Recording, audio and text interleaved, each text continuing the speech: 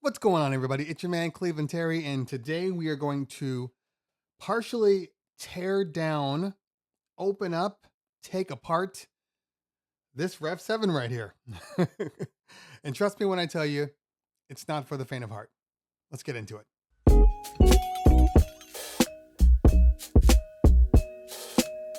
Once again, thank you guys for hanging out. If you are new here, this is what we do. We talk about all things DJ related, whether it be gig logs, tutorials, tips and tricks, a little bit of everything. We do that here. If that sounds like something you're interested in, hit that subscribe button right below and hit the notifications so you know the next time I am on. Also, check out the Wake Up in Cleveland show where we talk in a live format, all things DJ related. If you have any questions, tech related, gear related, DJ business related, that's the place where we talk it all out, and you talk it out amongst your peers. So it's a great little place to be in. Okay, so let's get into it. I opened up the Rev 7 for a couple of reasons. Lately, I've been seeing a couple of companies, and you guys know them, Fader, Infinity Faders. So I wanted to see just how hard it is. Now, you guys know that on my Rain 70, I replaced it with an Fader, and we went through a little bit of a thing to get it all worked out. I knew that this particular model does not have any screws on top. There's no way for you to get into the crossfader or the upfaders unless you go through the bottom. So I wanted to see how complicated it would be to do it. And I did it. It took a little while, not necessarily because it was super hard, but because you really don't want to just kind of rip apart a system without knowing where things need to be put back. And so I took my time with it. But we're going to talk about that now. This is a pre-recorded video, and I actually recorded it when I was breaking it down, but unfortunately, this particular overhead camera ran out of memory. So I had to take it from my OBS recording, so I only took it from the putting it back together. So I'm going to put that in reverse so we can kind of show you what's going on. Okay, so the first thing you need to do is you need to remove the locking mechanisms on the faders. Now, the Rev 7 has these lockable fader caps, and then as you can see, there's this white piece and then there's the silver piece. You have to remove the white piece. This is a little clamp that comes right off, and you need to use like something skinny like a pen, or maybe like a small little skinny flathead, something that can get inside there and kind of pop it up. And once you pop it up, then you can remove the fader cap along with the secondary piece that kind of holds it all together. After you remove those fader caps, then you can flip it over and then get into unscrewing the back plate. Again, 24 screws. Once you take them off, then the back plate should come off relatively easy. This plate comes off, and I believe this plate stays on, but you have to remove all the ribbons out of these. So let's take this plate off. After you take that off, now you got to remove all the ribbons, and this is where it gets a little tricky because each ribbon might do something a little different when you insert them or pull them out. Some of them you just kind of pull out and they slide right out. Others, you have to remove the locking mechanism. There's a little latch that holds them in place. You have to remove that off, and then you can take out the ribbon. Once you remove all that, then you can take off the board. Now, the board has to come out from the backside inward. So you're kind of pulling it towards you and then kind of lifting it at an angle and then pulling it up, because on that backside, that is where all of your ports are, your in and outs. And then you finally have access to the cross fader and up fader system. Now, once you remove that, you have access to the fader system. And again, you're going to need to unscrew the faders from here, here, and then here and here. And then you're going to have to detach the actual fader serial port here. Take that one off, and then you can replace them with any fader that you want. Again, Infinity Fader has some, Fader has some, or it's, at least I believe they have some coming in, a drop in for their PNP.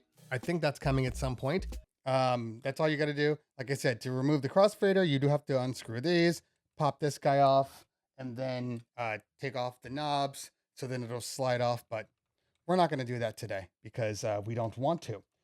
More importantly, I wanted to show you exactly how much work is involved.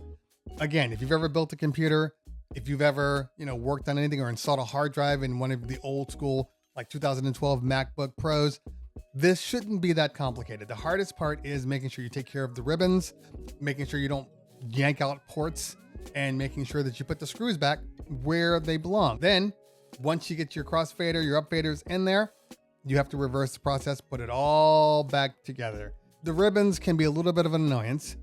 The ones with the latch, that's fine. Put the ribbon in and then you can just clamp the latch on. The ones that don't have latches where you have to kind of pry them forward, those are a little harder and you get a little more concerned because ribbons are definitely fragile things. So you really do want to take care of them. And then after that, you then reverse everything, screw in the main T-plate again, put your back panel back on and test it out and see if it works. And that's it. Not that complicated, but then again, very complicated. If you're unsure about doing things, if you're unsure about opening up boxes and messing with stuff, don't touch it. There's absolutely nothing wrong with the Magwell faders. In fact, a lot of people, when I posted my thing on IG, they said, I thought you liked the Magwell faders. I love the Magwell faders. I have no intention of swapping out these faders whatsoever. I'm not going anywhere. These faders are here to stay because I'm very, very happy with them. But if you aren't me, and if you are an Infinity lover or an Innofatal lover and that's just your jam, then hey, there are options out there as long as you follow this protocol, and then you should be okay. Obviously, you want to make sure that there's no static electricity on your hands. You want to make sure that you've done the proper, grounding of yourself to make sure that you're not shorting out anything, because you can short out your logic boards and all the other things if you aren't prepared for it. Besides that, I think that's all. I just wanted to show you how complicated it would be to swap out your faders if you were so inclined to do so. Like I said, I'm fine. I'm going to keep mine in there the way they are. That's about it, guys. If you found what I did here useful, hit that like button. If you found what I did here really useful, hit that subscribe button. Make sure you follow me on the Instagrams and the Twitters. Get on my Discord because that's where we're talking about all things Cleveland Terry. Guys, girls, always a pleasure. If I don't talk to you later, we'll talk soon. Peace. Yes, everybody, it still works perfectly. Everything works the way it should. No issues whatsoever. Don't worry. We're good.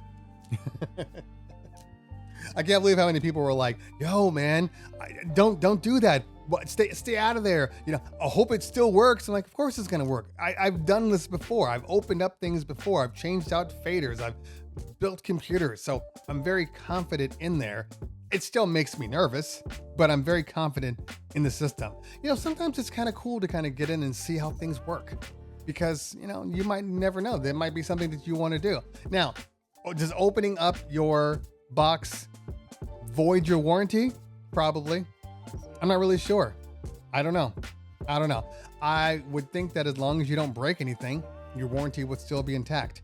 If you swap out the faders and you have a problem, my thought process would be before you send it in to get serviced, maybe put the stock ones back in, and then there's no question. It's not like it's an iPhone where there's like a tab inside that breaks when you open it up. It's just, it is what it is.